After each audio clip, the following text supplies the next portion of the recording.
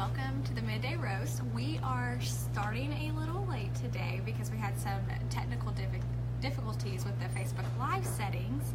But the Midday Roast is just a time that we talk about data, technology, and marketing, and things that go on around our office. I'm Grace Vest. I am the marketing coordinator for Team SI, and I am usually behind the camera. And then y'all know Jessica Duff, who is on our show often. You're the director of Tradigital Strategy. Okay, and that's a new title. It is a new title that's effective exciting. January 1, but blending that traditional and digital side of your marketing strategies. Yes. Insight there. But okay, so Mother's Day is next week, and Jessica and I both happen to be moms. I have a little boy named Townsend who's almost 2 years old, and then she also has two kids. I'll let you introduce. Two kids, Avery, who will be 5 in July. So if you ask her, she is 4.5 years old, very adamantly 4.5 years old. And then I have a 15-month-old boy, Landon. Nice. Okay. Well, I know that if you haven't started your marketing tactics for Mother's Day already, don't worry. There's some last-minute things you can always do. Because let's be real, what dads have already gone out and bought their Mother's Day gifts?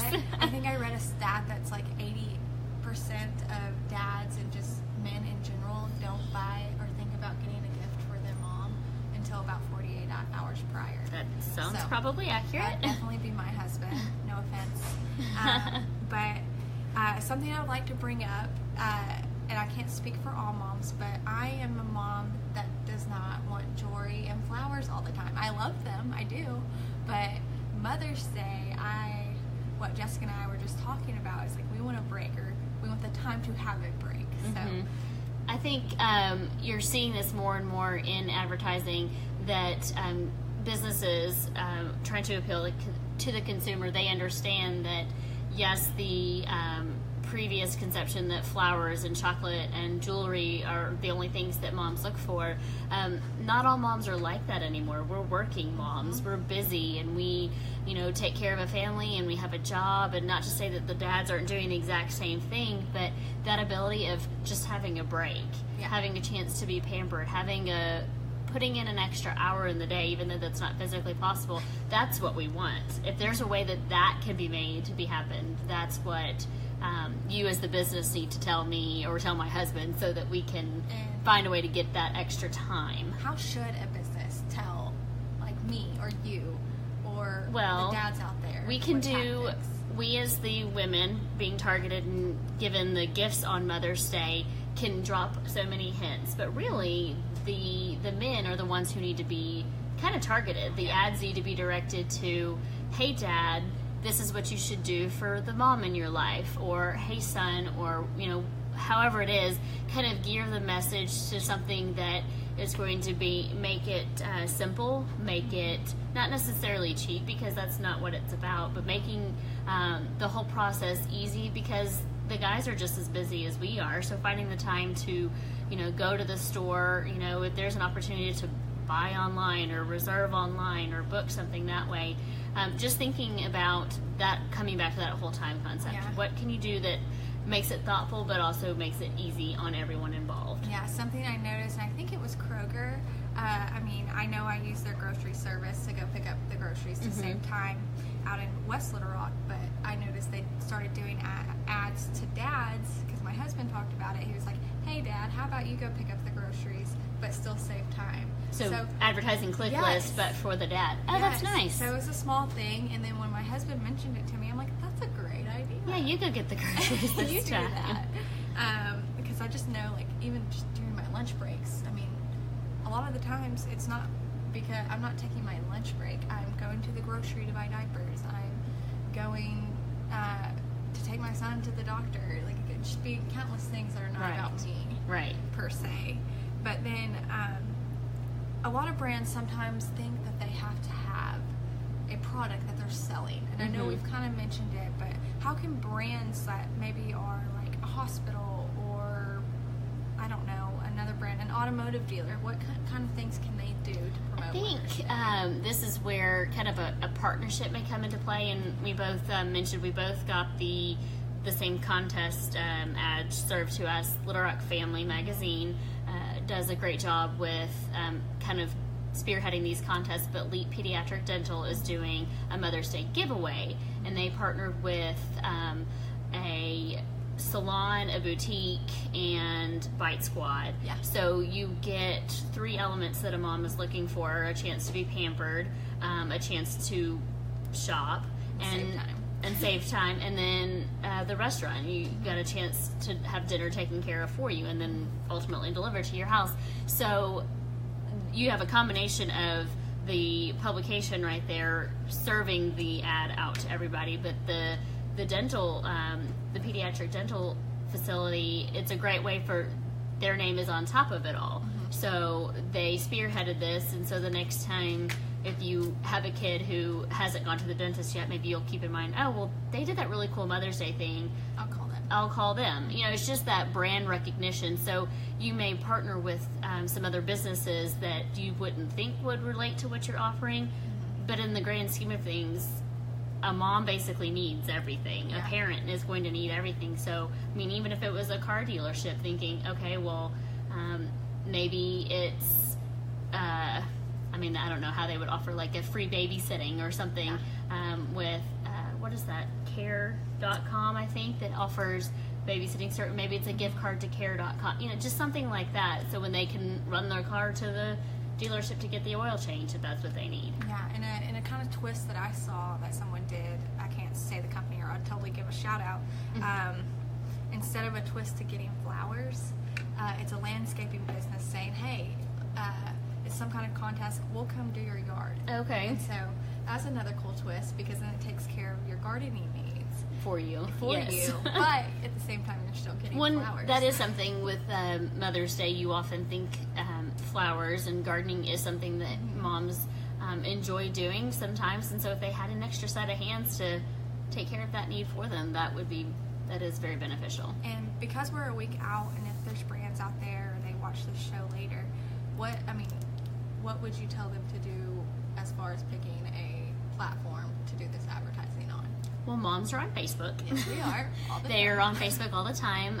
A lot of moms are also on Instagram. Mm-hmm. So I think those, and Facebook owning Instagram, you kind of kill 2 birds with 1 stone there. But that is the obvious platform to reach your target audience. And the ability to customize that audience on Facebook. I mean, you can set, if you have a business and you really only want to reach people within 10 miles of your facility, then you can do that with your Facebook advertising. Yeah. Okay.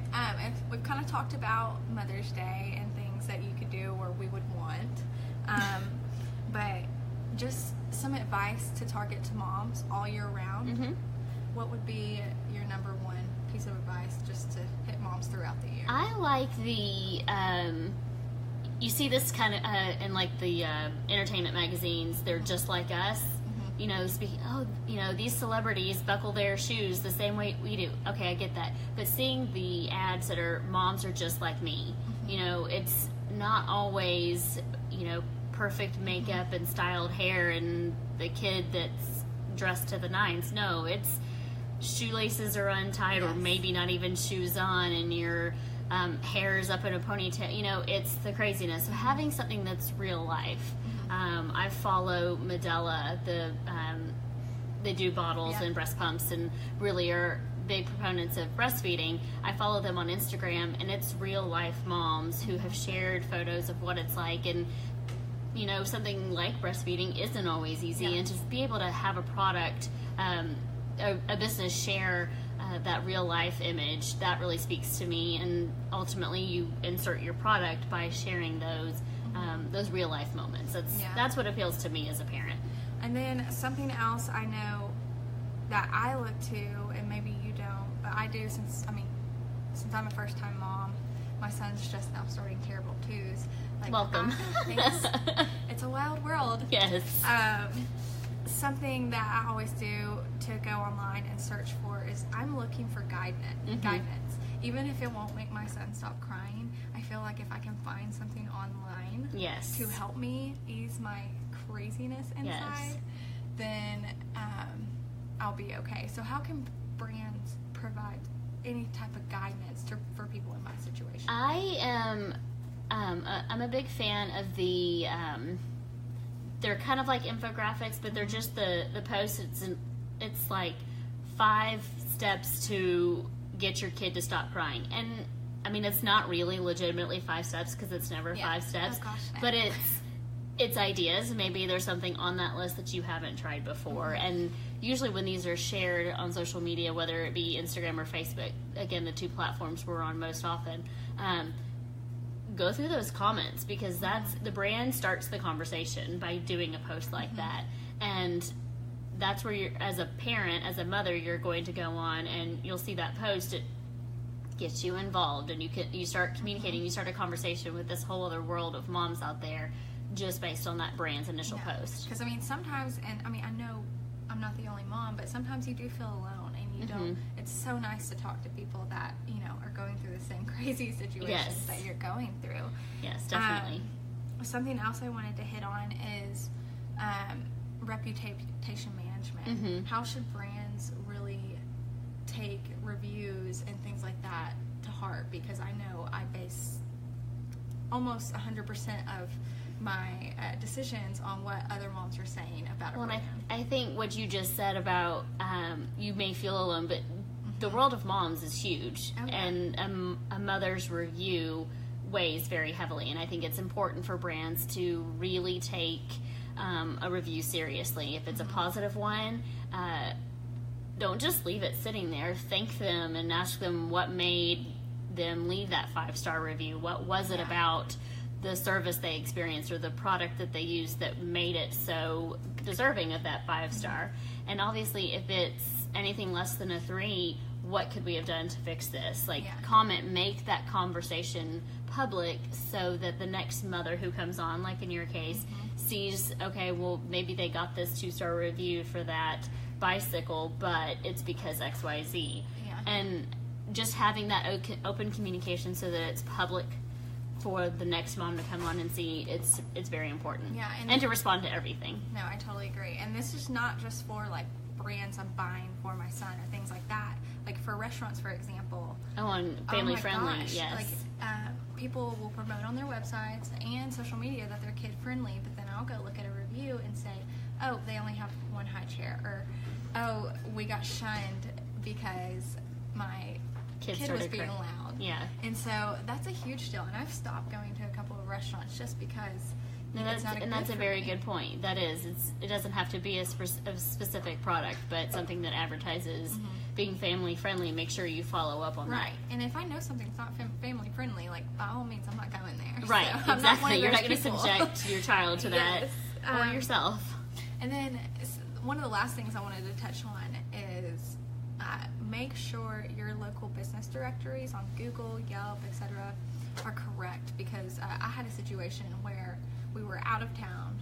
My son had an allergic reaction to penicillin, and we Googled the nearest urgent care and go, and it's the wrong address.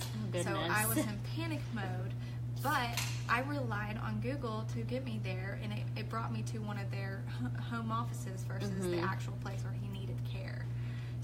We actually, you and I both sat in on a webinar yesterday that talked about the importance of those business listings, and they're so easy to set up. There's no reason why you shouldn't have your Google My Business listing set up. And if you have any questions on how to do that, just leave a comment after this video, and we will get back in touch with you.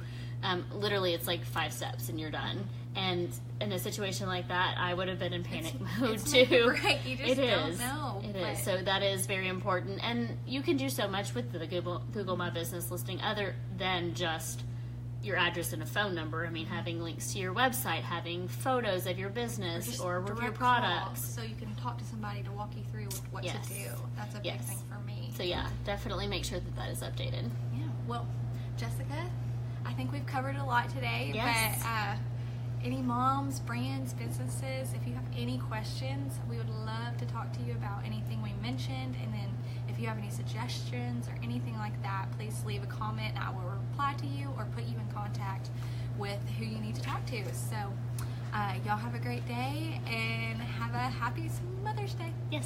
Thank you. Bye.